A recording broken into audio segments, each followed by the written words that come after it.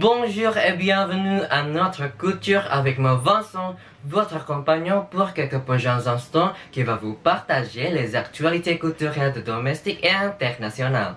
Nous commençons avec Yogyakarta, une ville touristique qui préserve toujours son écriture ancienne et de la passer à ses nouvelles générations via l'apprentissage scolaire. Voici Yogyakarta, une ville touristique bien connue en Indonésie où vous trouveriez des panneaux de signalisation avec des écritures anciennes que des locaux ont utilisées dans le temps passé. Ces écritures anciennes sont toujours préservées jusqu'à présent. Beaucoup d'écoles à l'île de Java, du niveau primaire au secondaire, ont des cours de la langue javanaise où ils apprennent cette écriture bien artistique et admirable. De plus, plusieurs universités en Indonésie ont également un département spécialisé dans la littérature javanaise utilisant cette écriture ancienne. Un philologue au bureau régional de la culture de Yogyakarta, Setia Amri Prasaja, a réussi à combiner la culture traditionnelle avec les technologies. Il a numérisé des caractères javanais pour que cette culture puisse survivre grâce à sa préservation jusqu'à aujourd'hui. Il est un pionnier de la numérisation de l'écriture javanaise et cela fait 10 ans que ces caractères s'utilisent numériquement dans l'apprentissage scolaire à Yogyakarta. Dans son développement, les écritures javanaises sont plus faciles à appliquer aux appareils numériques comme des ordinateurs et téléphones portables pour dessiner des produits et la décoration de la rue. Ce qui est plus important, c'est qu'ils peuvent représenter les écritures javanaises plus facilement.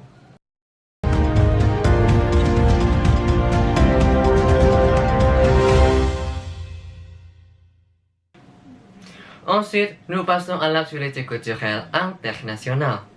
The New Digital Youth Conference, organisée par CGTN et Tencent, qui s'est tenue le 9 novembre à Pékin, examine de plus près la relation entre la nouvelle génération et la technologie et comment la technologie influence la diffusion de la culture. Cette conférence discute aussi sur la manière de définir le New Digital Youth. Wang Sutung, le directeur du musée du Palais, a noté la nécessité à connecter la technologie et l'excellence de la culture traditionnelle chinoise complètement. Le musée du Palais attire l'attention des jeunes en Chine.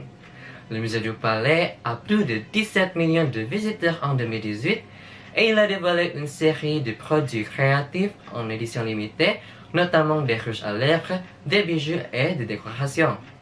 À part des produits créatifs, le musée du Palais ou le site interdit propose aussi une émission télévisée intitulée New Production Forbidden City. La popularité de la culture du musée du Palais montre comment les médias sociaux et les appareils électroniques influencent sur la vie quotidienne, surtout les jeunes.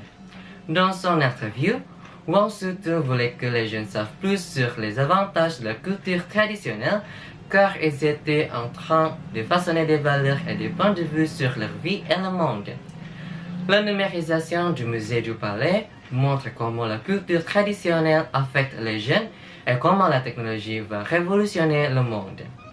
C'est la fin de ce journal. Moi, Vincent, ainsi que tout l'équipage en service, nous vous remercions et bonne journée.